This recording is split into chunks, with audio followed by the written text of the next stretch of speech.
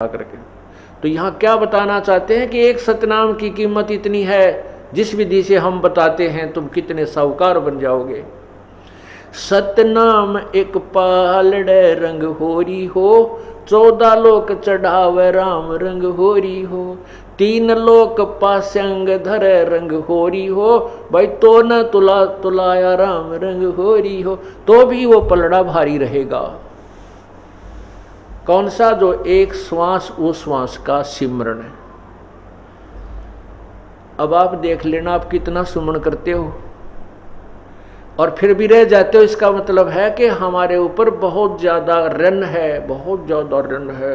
असंख्य युग हो गए हमने यहाँ इस काल के जाल में फंसों को, और काल ये ऐसा चतुर है कि हमारे पुण्यों को बहुत शीघ्र बर्बाद करवा देता है, कोई न कोई कारण बनवा देता है। और फिर हम जैसे थे उसे फिर हो जाए। उसके लिए सावधान रहना होगा। हमने अपने पुण्यों को कहीं नहीं बर्बाद करना है। घड़ी डिमांड भी ना करनी चाहिए परमात्मा से, मन ये दे दे, मेरा ये हो जा, 2 कोठी हो जाए, एक और बना लूँ, ये भगवान एक छोरा का और थोड़ा प्लाट मिल जाए। हम यही तंग मांगते रह जाते हैं। नहीं, परमात्मा से आप मोक्ष, भक्ति और मोक्ष मांगिए, और भक्ति में ये सब अपने आप मिल जाएंगी जिनकी आप अलग से डिमांड करते हो। जैसे किसान गेहूं बीजता है और उस किसान के पास अपना कोई पशु भी नहीं है, ट्रैक्टर से सारा काम कर रहा है, तो गेहूं बीजेगा किस लिए? कि वो अपने परिवार का पेट भरे। प्रथम तो उसने अपने परिवार की और अपने जो है जीवन रक्षा के लिए गेहूं की आवश्यकता है। उससे बचेगा जो सामग्री तो उसको बेचकर अपना अन्य काम वो करेगा। तो इसी प्रकार जैसे गेहूं बीज दिया, उसका उद्देश्य था अपनी रक्षा करना, अपना पेट भरना, परिवार का पेट भरे उस अन्न से। लेकिन गेहूं वो अन्न बनने से पहले भूसा पहले बनता है। वो भूसा जो बनता है, तूड़ा, वो पशुओं का चारा तो फ्री में बनता है, धक्के तो बने अपने आप बनता है। वो तो बाई प्रोडक्ट है उसका। किसका? कनक का, गेहूं का। इसी प्रकार यदि हम मोक्ष उद्देश्य से भक्ति मांगते हैं प्रभु से, तो उस भक्ति के अंदर यहाँ के तुमने जो ठाठ बाट की आवश्यकता है वो तो आप मिलेंगे, बिना मंगे मिलेंगे। वो तो भूसा है यहाँ का। कोई बात नहीं, अभी ज्ञान नहीं है क्योंकि हम बहुत सताए हुए हैं दुखों के। तो उसके लिए कुछ तो परमात्मा अपने आशीर्वाद से तुम्हें एडवांस लाभ दे देता, ताकि आपकी श्रद्धा कबीर परमेश्वर में बने कि ये भगवान है।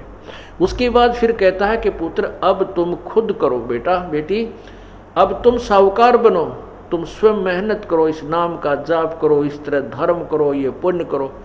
तो जैसे कोई ज़्यादा कहता है मुझे ऐसी तकलीफ है, मैं ऐसा है, तो हम कहते हैं तुम एक हवन के लिए, ज्योति के लिए संकल्प करो।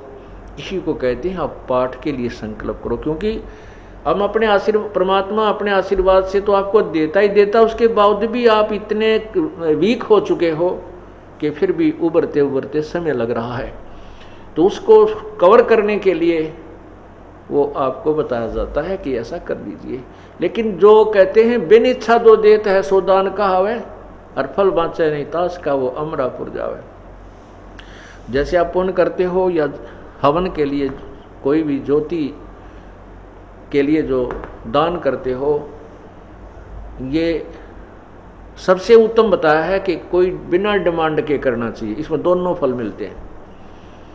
यदि हम किसी डिमांड की कोई परमात्मा से मांग करके जो पुण्य करते हैं, वो काम तो हो जाता है, लेकिन वो पुण्य बराबर हो गया, उस पुण्य के प्रतिफल में आपने ले लिया। और बिन इच्छा जो देते सो दान कहावे, फल बाँचे नहीं तास का वो अमरापुर जावे। जो दान आप करते हो सब इच्छा से, कर्तव्य समझकर, जैसे गीता जी के 3रे अध्याय में लिखा है कि जो व्यक्ति परमात्मा के दिए हुए उस धन में से जो दान नहीं करता, वो तो पापी, एक पाप खाता है। इसलिए हमारा परम कर्तव्य है कि हम कुछ पुण्य करें, यज्ञ करें। तो उसके लिए हमारा परम कर्तव्य समझ करके हम जो पुण्य, दान, जो भी करते हैं, पाठ आदि करवाते हैं, उसका फल दोनों लाभ देता है। वो आपके जो काम अड़े हुए हैं उनको भी सेट करता है, क्योंकि आपने बिन इच्छा एक कर्तव्य समझकर दान पाठ आदि करवाया है, और आपको सतलोक जाने के लिए भी उसका पुण्य सहयोगी शेष रह जाता है।